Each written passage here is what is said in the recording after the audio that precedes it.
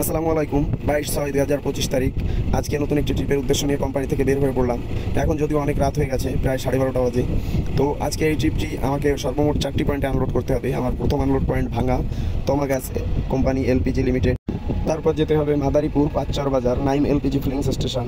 এরপর যেতে হবে ফরিদপুর শেখসাদ এলপিজি ফিলিংস স্টেশন এবং এরপর যেতে হবে Shariatpur Mostafa LPG fillings station. তো সবাই আমার জন্য দোয়া রাখবেন এই ট্রিপটি যেন আমি ভালোভাবে ঘুরে আসতে পারি। এরপর দেখতে দেখতে চলে আসলাম ফকিরহাট এসে আমি আমার ট্রেলারটি পার্কিং করলাম, কারণ রাত্রে খাওয়া দাওয়া করিনি, এখন খাওয়া দাওয়া করতে হবে। তো আমি ট্রেলারটি পার্কিং করছি মায়ের দোয়া হোটেলের সামনে।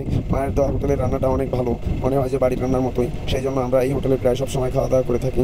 তো এখন আমি খাওয়া দাওয়ার জন্য ভিতরে ঢুকলাম। আমি রুটি আর ডিম খাবো, কারণ রুটি ডিম খেলে রাত্রে ঘুম কম লাগে। আর এরপর রুটি ডিম খেয়ে আবার রওনা হয়ে পড়বো। এরপর দীর্ঘ সময় ট্রেলার চালানোর পর আমার খুব ক্লান্তিবোধ মনে হচ্ছে, ঘুম মনে হচ্ছে, তাই এখন আমি চলে আসছি চন্দ্রদিগলিয়া।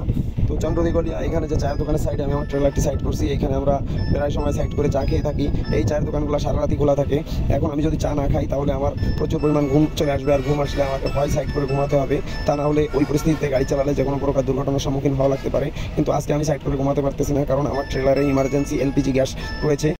এরপর আমি সকালবেলা চলে আসছি নাইম এলপিজি ফিলিংস স্টেশনে। এখানে যদিও অনেক ভোরবেলা এসে পৌঁছেছিলাম, আর এই পাম্পটিতেই গ্যাস ফুরিয়ে গিয়েছিল, যে কারণে এত তাড়াহুড়া ছিল। তো অলরেডি আমি এখানে আনলোড শেষ করে ফেলছি। আমি এই পাম্পটিতে এসে দেখলাম বেশ কিছু প্রাইভেট কার এবং সিএনজি ফেরত দিয়ে দিয়েছে তারা, কারণ তাদের বিক্রি করার মতো কোনো গ্যাস মজুদ ছিল না। তবে একটা জিনিসই ভালো লাগলো, সারা রাত কষ্ট করার পর যে সময় মতো গন্তব্যস্থানে এসে পৌঁছাতে পারছি, তার জন্য আমার খুবই ভালো লাগলো। আর তাছাড়া পাম্পের এই মহাজন নাইম ভাই আমাকে অনেকবারই কল করছে এবং বারবার করেই বলছে যে ভাই আমার পাম্পে এলপি গ্যাস নেই, আপনি যত দ্রুত সম্ভব একটু চলে আসার চেষ্টা করেন। যাই হোক, নাইম এলপিজি গ্যাস পাম্প থেকে আমি আনলোড শেষ করে অলরেডি বের হয়ে পড়ছি। তো এই এখন আমি যাচ্ছি আমার দ্বিতীয় নম্বর আনলোড পয়েন্ট তমা এলপিজি গ্যাস কোম্পানিতে। তো এটা হলো ভাঙ্গার কাছাকাছি। এটা মালিকগ্রাম বাজার থেকে আবার সিঙ্গেল রোডে নামতে হবে। আলহামদুলিল্লাহ, এরপর আমি দেখতে দেখতে চলে আসছি তমা এলপিজি গ্যাস কোম্পানিতে। তো এইখানে এই পাম্পটিতে আমাদেরকে লোড ট্রেলার ব্যাকে পার্কিং করতে হয় এবং খুবই মারাত্মক একটি টার্নিং ঘুরতে হয়, যেক্ষেত্রে আমাদের পেছনের ট্রলির টায়ার ব্রাস্ট হয়ে যাওয়ার সম্ভাবনা থাকে। কারণ লোড ট্রেলারে পেছনের টায়ারে অনেকটাই চাপ থাকে, আর ওই অবস্থাতে যদি খাড়া টার্নেল ঘোরা হয় সেই ক্ষেত্রে ট্রলির টায়ার ব্রাস্ট হয়ে যেতে পারে। কারণ ট্রলির টায়ার যখন খাড়া টার্নেল ঘুরি আমরা, তখন ঘষতে যায়, তখন ট্রলির টায়ার আসলে ঘুরতে পারে না, যে কারণে অতিরিক্ত চাপ পড়ে। তো যাই হোক, কোনো সমস্যা ছাড়াই আলহামদুলিল্লাহ আমি পাম্পের ভিতরে আমার ট্রেলারটি পার্কিং করতে পারতেছি। তো এরপর আমি আনলোড শুরু করব এখানে। আনলোড শেষ করার পর এরপর এখন আমি অন্য এক জায়গার উদ্দেশ্যে রওনা হবো। তো চিন্তা করলাম ব্যাটারিটির পানিটি একটু চেক দিয়ে নেই, অনেকদিন চেক করা হয় না। আর তাছাড়া আমার ব্যাটারি অনেক দিন বয়স হয়ে গেছে, যে কোনো মুহূর্তে স্টার্টে ট্রাবল দেখা দিতে পারে। তো ব্যাটারির মুখ খুলে দেখতে পেলাম পানি কম আছে, সেই জন্য পানি ঢেলে দিতেছি। কিন্তু ব্যাটারিতে পানি ঢালতে হলে অবশ্যই আপনার ট্রাক বা ট্রেলার স্টার্টে রেখে পানি ঢালতে হবে।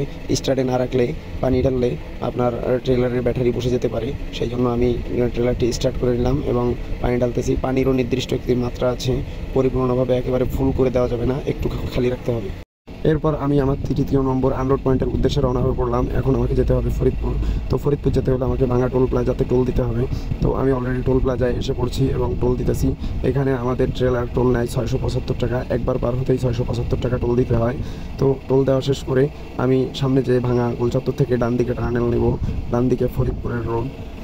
এক্সপ্রেসওয়েতে আসলে অনেকেই অনেক সময় রাস্তা ভুলিয়ে ফেলেন, সেই জন্য এক্সপ্রেসওয়েতে যখনই চলাফেরা করবেন তখনই অবশ্যই এক্সপ্রেসওয়ের সাইনবোর্ডগুলো খেয়াল করতে হবে এবং সচেতনভাবে চলতে হবে। আর তাছাড়া এক্সপ্রেসওয়েতে সব গাড়ি বেশি স্পিডে চলে, এই জন্য পেছনের দিকেও লুকিং গ্লাসে বারবার খেয়াল রাখবেন। এরপর কিছু দূর আসার পর দেখতে পাচ্ছি হাইওয়ে রোডে প্রচণ্ড পরিমাণ জাম। এটা হলো বাকুন্ডা ব্রিজ। তো এই বাকুন্ডা বাজারে একটি গাড়ি নষ্ট হয়েছে, সেই জন্য এত বড় জাম লাগছে। এরপর জাম থেকে বের হয়ে চলে আসলাম Sheikh Saad LPG fillings station. Sheikh Saad LPG fillings স্টেশনটি ফরিদপুর বাইপাসে। তো এইখানে অলরেডি আমার আনলোড শেষ করে এখন আমি রওনা হয়ে পড়তেছি মোস্তফা এলপিজির উদ্দেশ্যে। এইখান থেকে মোস্তফা এলপিজি ফিলিংস স্টেশন অনেক দূর, এটা হলো শরীয়তপুর, আমার সেখানে যেতে হবে। ওইটাই আমার এই ট্রিপে লাস্ট আনলোড পয়েন্ট।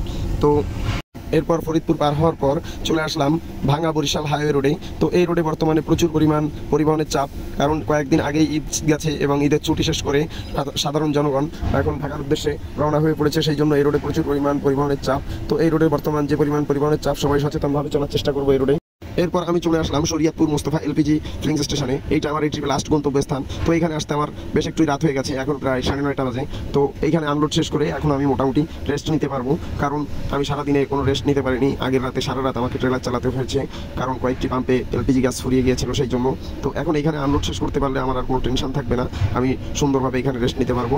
তো আজকের এই ভিডিওটি আপনাদের জন্য এই পর্যন্তই। আপনারা সকলে আমার জন্য দোয়া রাখবেন, এরপর যেন নতুন একটি ভালো ভিডিও নিয়ে আপনাদের সামনে আসতে পারি। তো সবাই আমার জন্য দোয়া রাখবেন। ফি আমানিল্লাহ।